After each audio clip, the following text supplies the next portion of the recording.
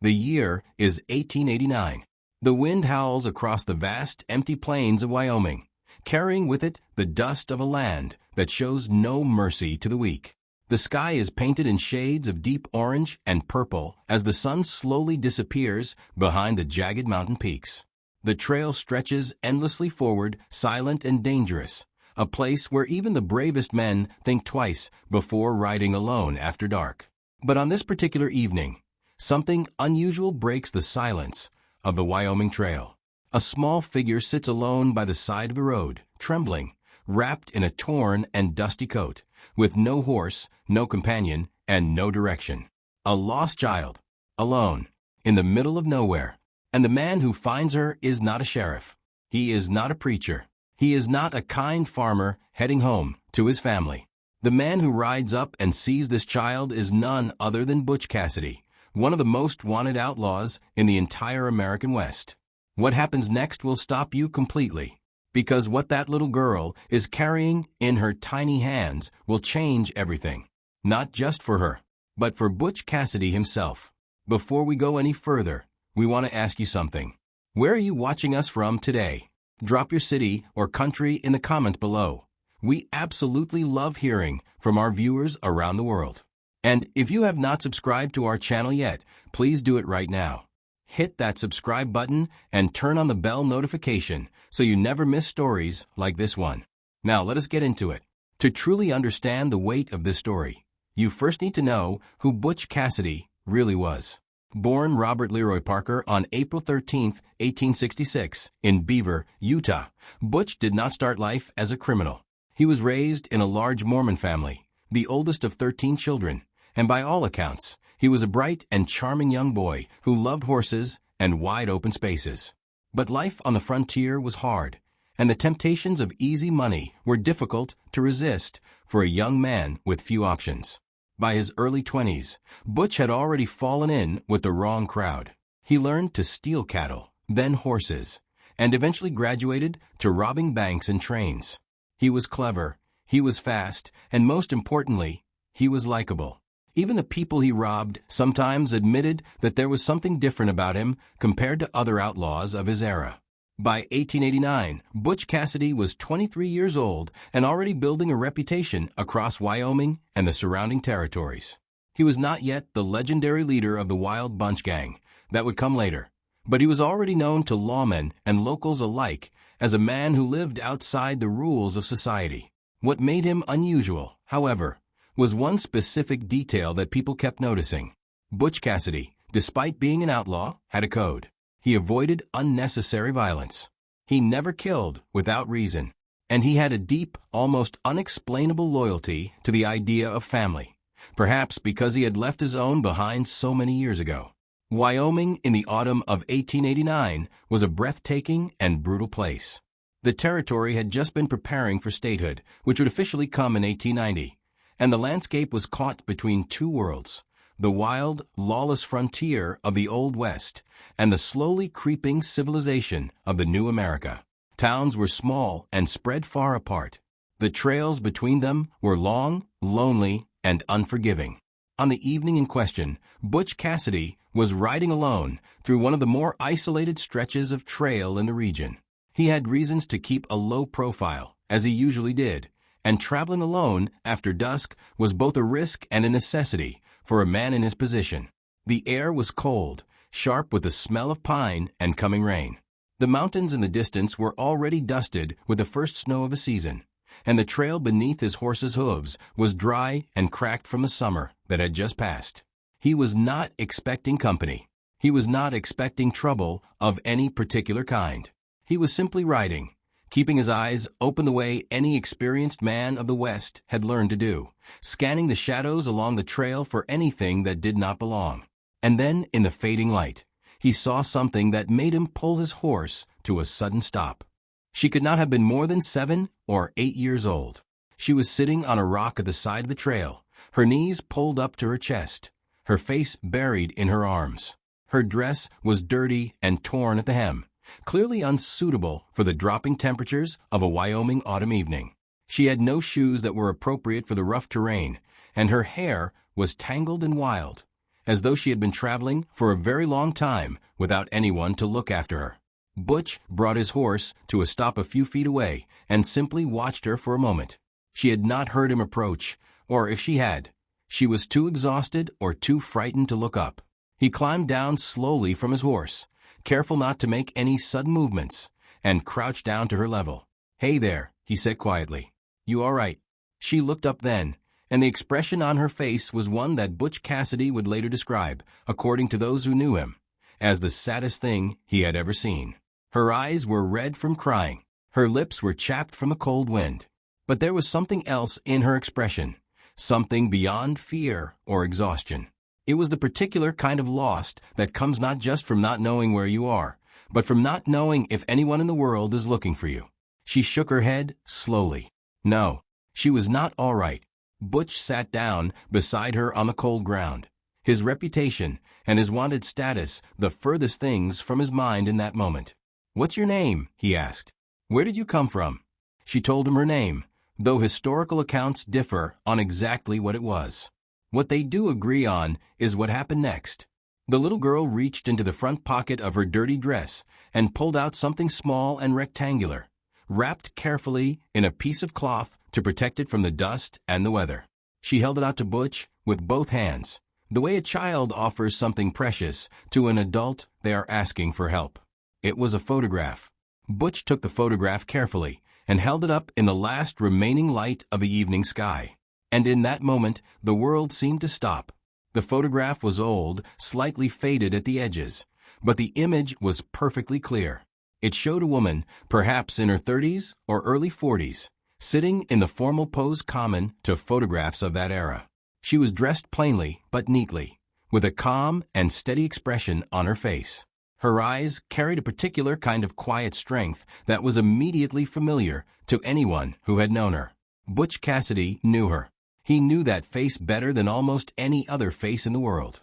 He had grown up looking at it across the breakfast table, had memorized every line and expression of it during the long years he had spent away from home. It was a face that had haunted him in quiet moments, in the spaces between one robbery and the next, in the lonely hours of a man who had chosen a life that kept him permanently separated from the people who had once loved him unconditionally. The woman in the photograph was his mother, Annie Gillies Parker, the woman who had raised him, who had taught him the difference between right and wrong even when he later chose to ignore it, who had never stopped being his mother even after he became Robert Leroy Parker the outlaw, the fugitive, the man the law was always chasing. His mother's photograph. In the hands of a lost child, on a remote Wyoming trail, Butch stared at the photograph for a long time without speaking. When he finally looked up at the girl, his expression had completely changed. The careful, guarded look that an outlaw always carries had been replaced by something raw and open and deeply human. His voice, when he spoke again, was not quite steady. "Where did you get this?" he asked her. The little girl's story came out slowly, in pieces, the way a child's story always does when they are frightened and tired and not sure how much to trust the person they are talking to. But Butch was patient with her in a way that surprised even him. Sitting in the cold on that Wyoming trail as the stars began to appear overhead, listening carefully to every word she said. She had been traveling with her mother, she explained. Her mother had become very ill during the journey, too ill to continue. Before she passed, her mother had given her the photograph and told her to find the Parker family. She had given the child a name and a general direction, and told her that if she could find these people, she would be safe and cared for. The connection, as Butch slowly pieced it together over the course of that conversation, was a distant one, a thread of family history that ran through the complicated web of frontier life, where people moved constantly, lost touch easily, and sometimes discovered unexpected bonds in the most unlikely circumstances. Whether the child was a distant relation, the daughter of a woman his family had once known and helped, or something else entirely, the evidence suggests that the link was real enough that Butch never doubted it for a moment. What mattered was this. His mother's face had reached across the miles and the years and the choices he had made, and found him on a dark trail in Wyoming. Whatever the specific connection was, the message was clear to Butch Cassidy. This child was his responsibility now. In a world where family meant everything, and where the frontier code demanded that you honor those bonds above almost anything else. Butch made his decision without hesitation. He could have left her. That is the truth that makes this story so powerful. A wanted man, riding alone after dark, could not afford complications. Taking in a lost child meant slowing down, attracting attention, asking questions in towns where people might recognize his face. It meant risk, and risk was something that outlaws in 1889 Wyoming calculated very carefully if they wanted to stay alive and free. But Butch Cassidy did not leave her. He lifted her onto his horse, wrapped his own coat around her small shoulders, and began riding in the direction of the nearest settlement. He did not make a dramatic speech about it. He did not weigh the pros and cons out loud. According to everything we know about the man and the way people who encountered him described his character, he simply did what the moment required and did not look back. There's something in this decision that tells us more about Butch Cassidy than any bank robbery or train heist ever could. The outlaws of the Wild West are often painted in simple strokes. They are either villains or romanticized heroes, but rarely fully human. This moment on the Wyoming Trail reveals the complicated truth. He was a man who had made choices that placed him outside the law and outside the boundaries of ordinary society. But he was also a man with a conscience, with loyalties, and with a heart that could still be moved by the sight of a child alone in the dark. His mother's photograph had done what years of wanted posters and sheriff's posses had never managed to do. It had stopped Butch Cassidy in his tracks. The ride through the Wyoming night was not easy. The temperature dropped steadily as the hours passed, and Butch kept the child close, sharing his warmth and moving as quickly as he dared on the dark and uneven trail. He avoided the routes where he might encounter lawmen, taking the longer way around toward a settlement where he knew he might find someone trustworthy enough to help without asking too many dangerous questions. The little girl, exhausted as she was, did not sleep during the ride. She asked him questions instead, the way children do, without the social filters that adults develop over years of learning what is and is not appropriate to ask. She asked him what his name was. She asked him if he knew the Parker family.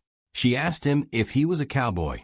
He answered her as honestly as he could, without putting either of them in danger. And somewhere during that long, cold ride through the Wyoming darkness, something shifted between them. The outlaw and the orphan, the man running from his past, and the child carrying a piece of it in her pocket. When they finally arrived at the settlement, Butch made arrangements for the child to be taken in and cared for. He spoke quietly to the people he trusted, made sure she would be warm and fed and safe, and ensured that she would eventually find her way to the people her mother had wanted her to reach. He did not stay. He could not stay. His life did not allow for that kind of permanence. But before he left, the little girl pressed the photograph back into his hands. She said she wanted him to have it. She said her mother had told her it would find its way to the right person. Historians and storytellers who have studied the life of Butch Cassidy have long noted that there was something different about him compared to the other outlaws of his era. He inspired loyalty without ruling through fear. He maintained relationships with ordinary, law-abiding people throughout his outlaw years in a way that most criminals could never manage. He was remembered by many of those who encountered him, not with hatred or contempt, but with a complicated kind of affection.